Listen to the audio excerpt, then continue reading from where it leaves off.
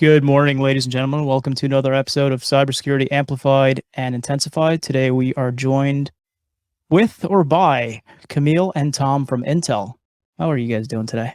Great. Thanks for having us. Who are Camille and Tom, for those that don't know? Camille, why don't you go first? Oh, I was just going to make you go first. Well, we are most importantly co-hosts of Cybersecurity Inside. So it was funny to actually hear you say Amplified. I was like, "Ooh, that's not what I'm used to hearing roll off." But yeah, so I work in the Security Center of Excellence at Intel in the communications group there. And as I always say, by far and away, my favorite thing I do is the podcast. That's right. Well, that's my most fun part of my job as well. We love doing the Cybersecurity Inside podcast. And the other part of my role is I work in the client organization. I run the cybersecurity team there. And my team's responsible for doing security research. And then we also partner with external researchers. We find security vulnerabilities in our products.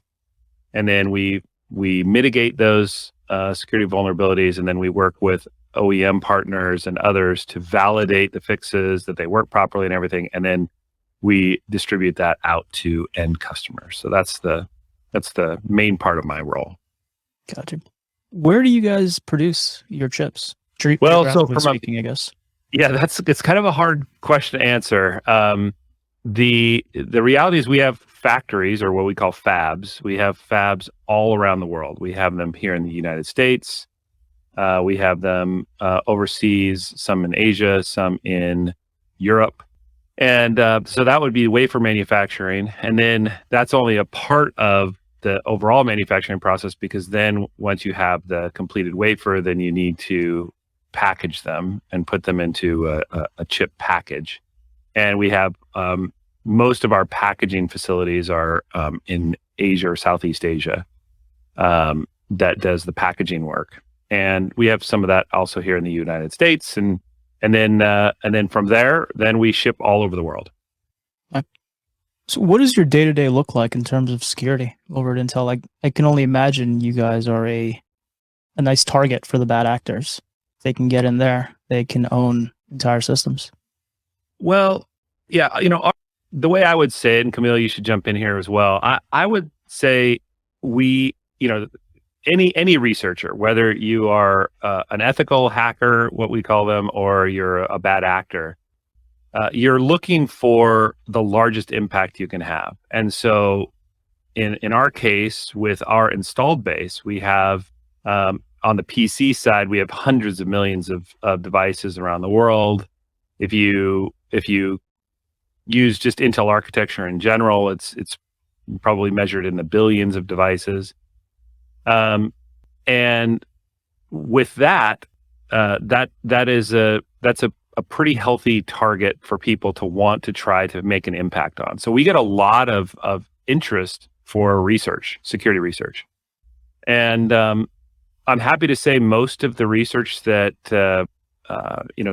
comes our way are people that are trying to do good. And so they work with us when they find issues. They come in and work with us through the discovery process. We make sure it really is a problem. Then we work together with them in terms of coordinating when we talk about it, because there's this principle called coordinated vulnerability disclosure, CVD. And what we want to do, what we aim to do is always to coordinate across the industry with fixes and get the fixes out before we start talking about a vulnerability. Because an unmitigated security vulnerability, the other name for that is a weapon. And so we're very careful with how and when we talk about security vulnerabilities, and we work very closely with our researchers. The last thing I'll say also is we've really ramped up over the last several years of our internal research. And so by a long shot, almost all the vulnerabilities that we find are actually done by our own world-class security researchers. So we find these vulnerabilities ourselves before anyone else has, and we find fixes to those, and then we push those out. So that's a real benefit for working with a company like Intel, that we take the security so seriously. We invest a huge amount of money to stay out on the leading edge of whatever world-class security attacks and vulnerabilities are happening, and we make sure our products are protected from those. There's also like very much of a security first mindset across the company. So you'll have, internal practices, and I'm sure you've heard of these. They exist outside of Intel as well. It's just they're very mature within Intel. So you have like secure development lifecycle, where we integrate that with the product development lifecycle and kind of look left. So you're starting to design, you're starting to architect with security in mind from the very beginning of that process, rather than have it be some sort of a checkpoint later on. You're designing with that and kind of working with security engineers throughout. You also have like a product security incident response team. You have internal security conferences, which do include some number of customers, but they're largely there to help, educate and train and reward and recognize people inside the company who are putting security first and looking for kind of the latest trends and the latest tools and everything that they can use as they're designing and developing product. It's broader than just a certain set of engineers. In other words, it kind of goes across the entire company. Now, is it fair to call it a bug bounty program? There's a bug bounty program, yeah. And are you running that internally, or are you using something like a HackerOne, BugCrowd, or what have you?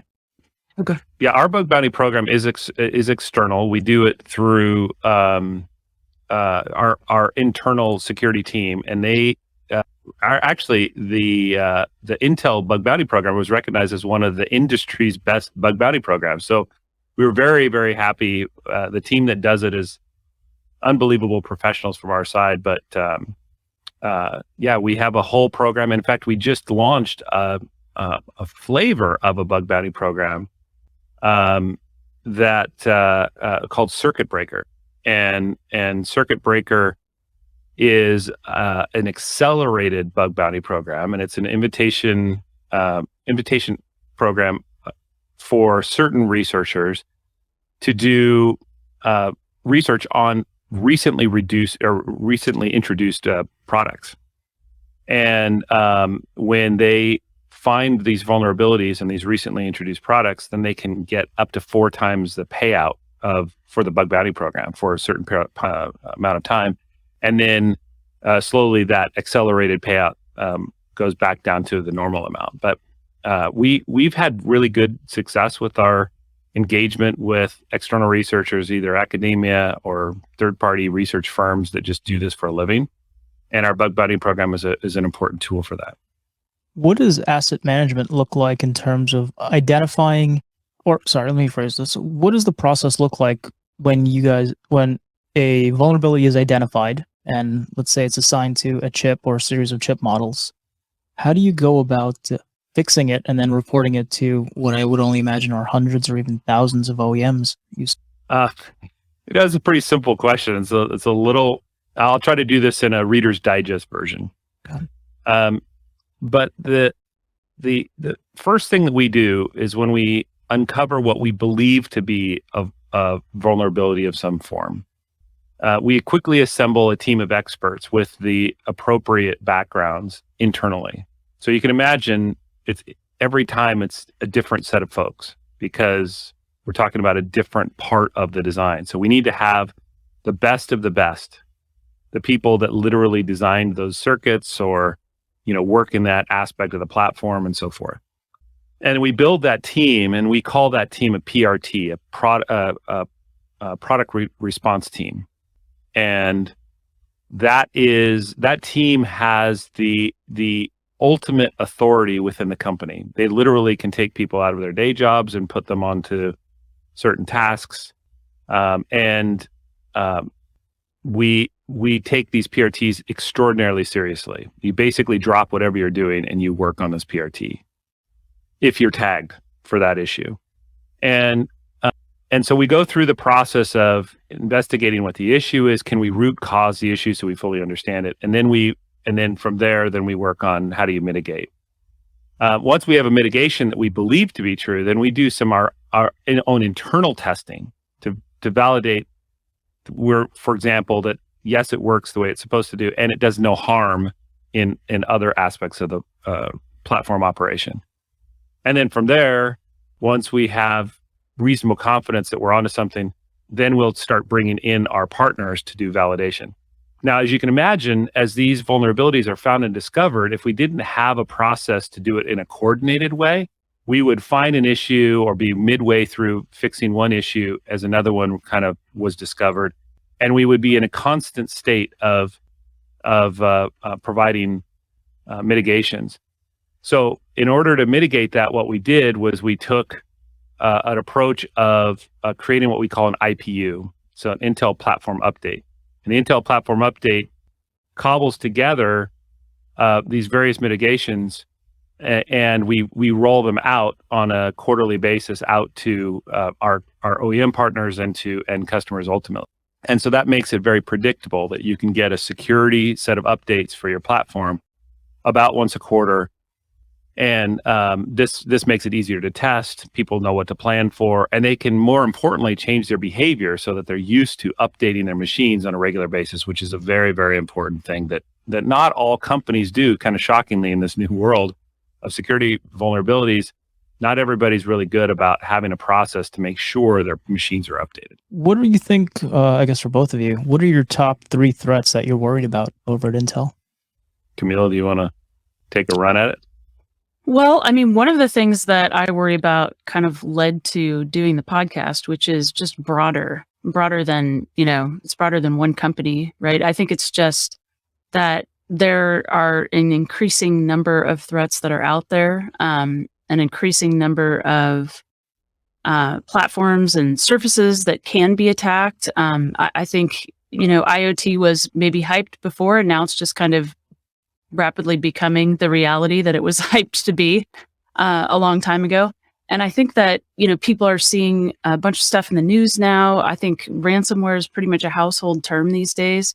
And I think that people generally deserve to understand a little bit more from experts what exactly cybersecurity is, which is why I love your podcast. You get people on who, can really explain it from the inside.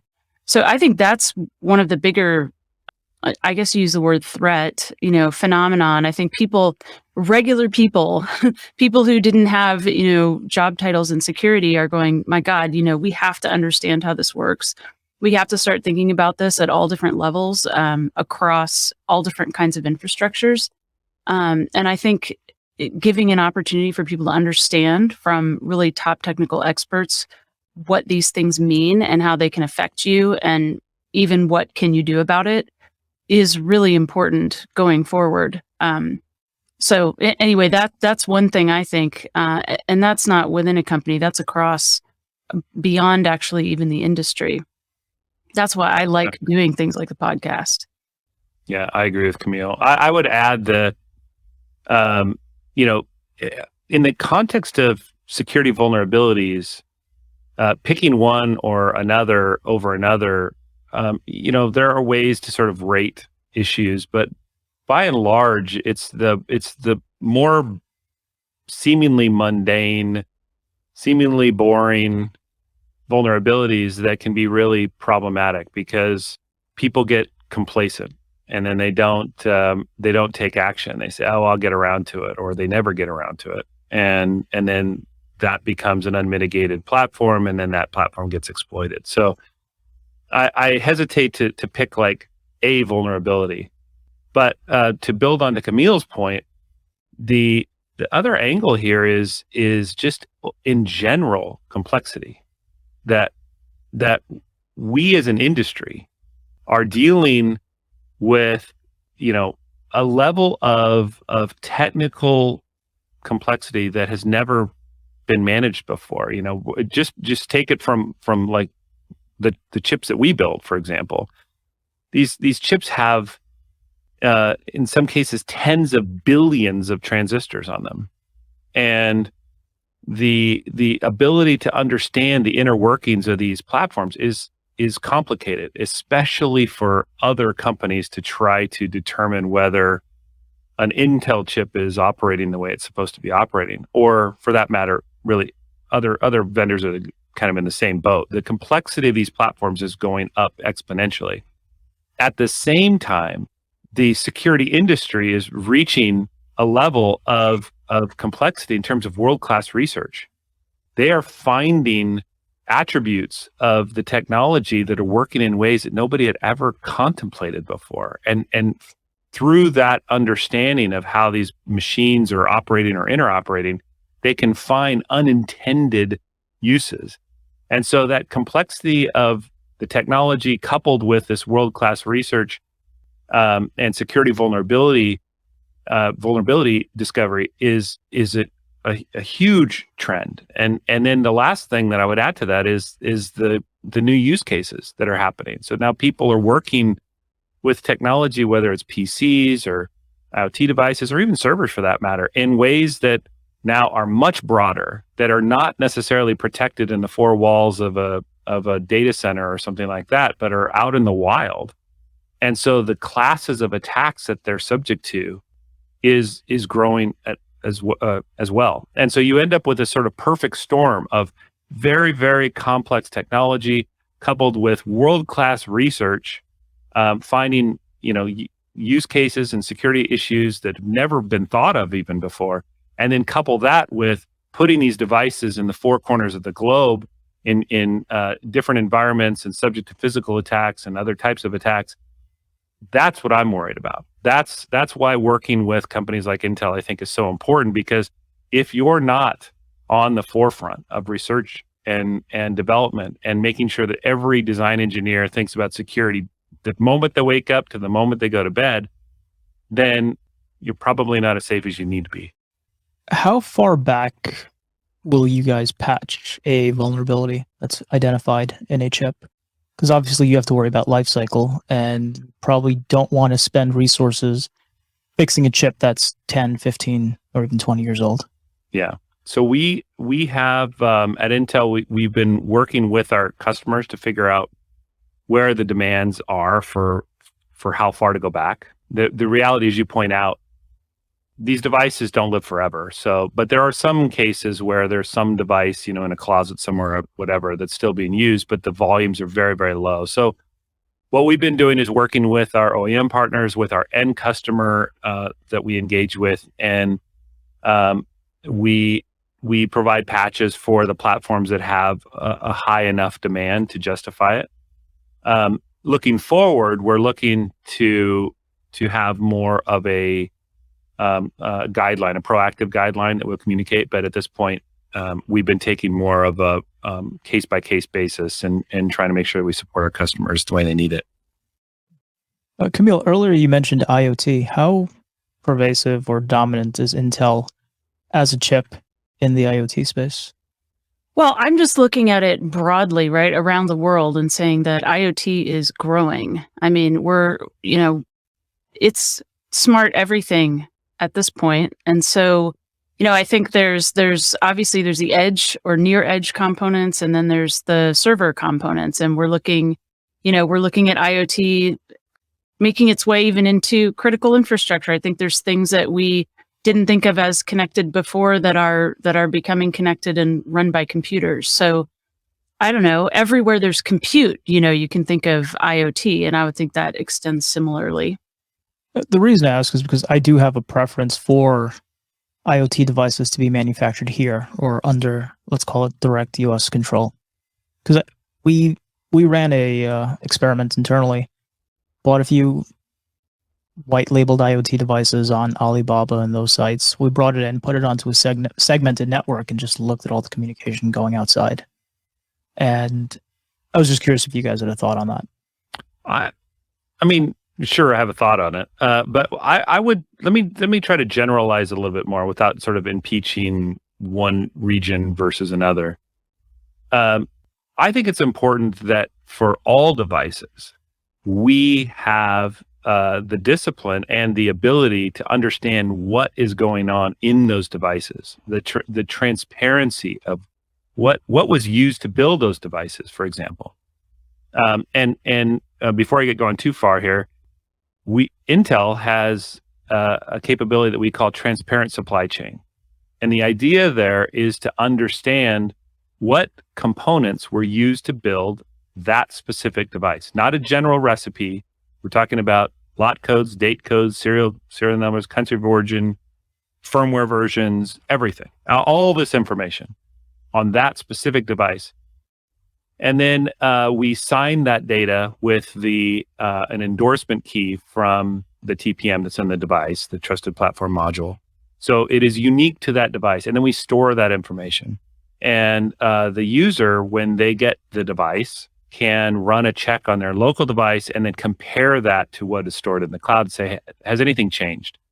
So that's one use case of transparent supply chain. And what we're looking to do as we move forward is to keep that information current over the device's life. And so you can understand not just the components that were used at the build time, but also what is the known good state of that machine, what firmware version should it have, and so forth. And then from that information, you have much more confidence about, can I trust this device or not? And through things like security research and other things, as more information becomes available, you're going to know that there are certain firmware versions or there are certain components that come from untrustworthy sources. And you're going to want to know, does my device have that? And if it does, then maybe I don't want to use that device.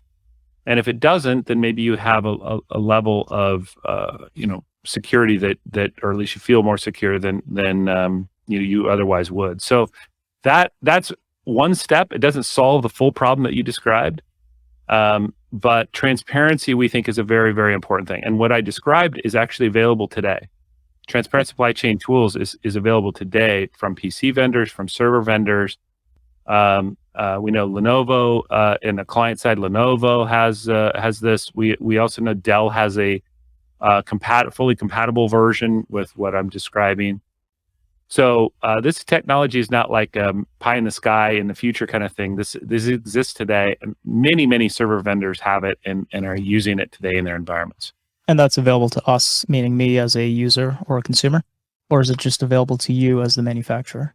No, to the user. Yeah, okay. To the user. So most of the time this would be an IT shop that would be looking to do their provisioning of devices and whatnot, and so they would run these checks before they provision it onto their network. But it is absolutely available to the end company that buys the device. You mentioned TPM. I've been a big fan of it from the beginning, especially now that you don't need a startup pin to use them as in the first version. Are they default yet for all of your chips, or is it still a feature that's only on some of your chips? So we have TPMs. It sort of varies by design, to be honest with you. So there's not a universal. A lot of OEMs have their own TPMs that they utilize in their design as their platform root of trust.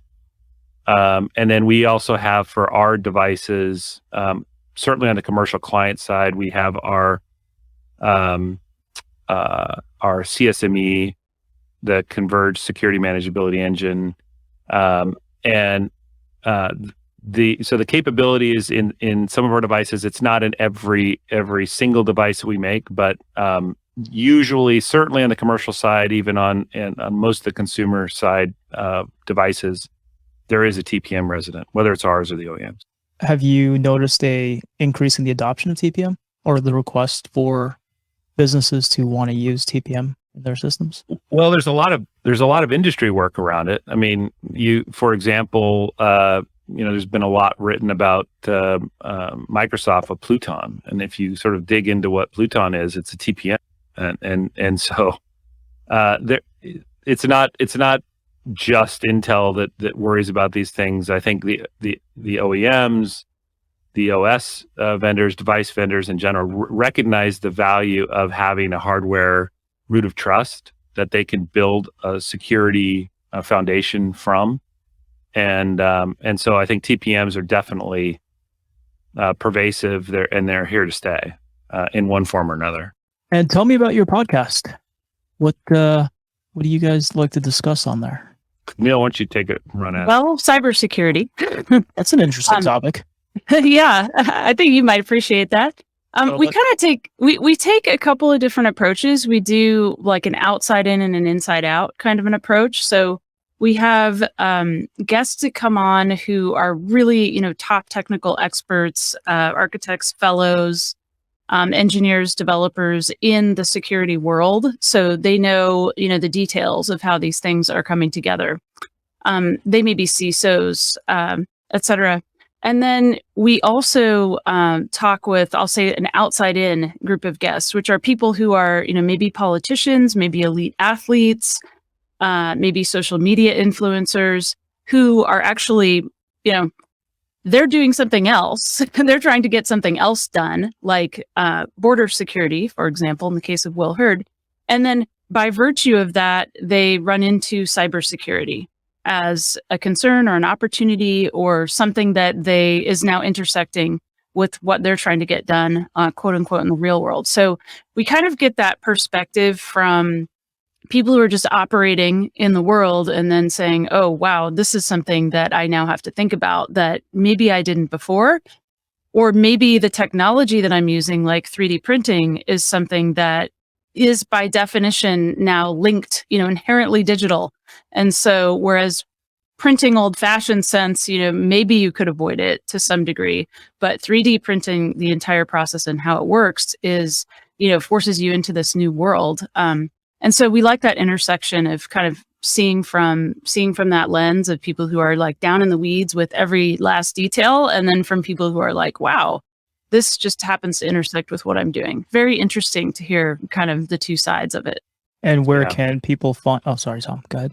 No. The only thing I would add to that, Camille did a great job describing it, is the unexpected areas where we uncover cybersecurity. And one example I was thinking of was when we were talking to an Olympic athlete. And we thought, Camille and I both thought, sort of in our prep for the session, that we were going to talk about hacking the Olympics and screwing up the timing of events or something like that. And as we started going through, we realized those targets would be much, much, much too hard and impractical to sort of go after. Something that might be really easy or much easier to attack if you're a bad actor would be something like the bus schedule, because it turns out that Olympic athletes are super, super specific about their routines, and you can throw them off completely if all of a sudden they're worried about, oh my gosh, I'm showing up to my event 30 minutes later than I thought I was going to because of something. So when we talk to these guests from all over the industry, whether it's entertainment or politics or academia or wherever, it's incredible to see where cybersecurity comes up, and in some of the most unexpected ways. But it's fascinating to talk about. How often do you guys release your episode? We have an episode every week that comes out, and again, we sort of alternate between the two modes. So Camille and I do one together with more of the outside in view, and then Camille has on the off weeks, she has a podcast that specifically targets the experts, and she calls that "What That Means," and it's diving in with the experts that invented it or work daily on it, and really try to describe whatever aspect of cybersecurity we're talking about that time in very approachable language you don't have to be an expert for, and you can just walk away smarter. And then we try to link those episodes together. And what's the name of the podcast? It is the Cybersecurity Inside Podcast. Okay, and I'm assuming it can be found on all major platforms. Yes, that's correct. Any closing thoughts? Oh, just thanks for having us. It's been great. It's been good to see somebody else running the podcast than Camille and I, and we get the chance to be a guest. We get to lounge back while you're thinking of the questions. Yeah, no, here I have. These are the questions I came up with just during the call. If you can understand that chicken scratch. But no, when we go offline, I have a list of experts I can refer to you to. Pretty interesting. So once again, I'd like to thank Camille and Tom for coming on. And how do the people get in touch with you if you would even like to hear from them? They can reach out to me on Twitter. I'm at Tom M. Garrison on Twitter, and we look forward to hearing from you. Yeah, we're both on LinkedIn, and I'm at Morhadt on Twitter. Okay.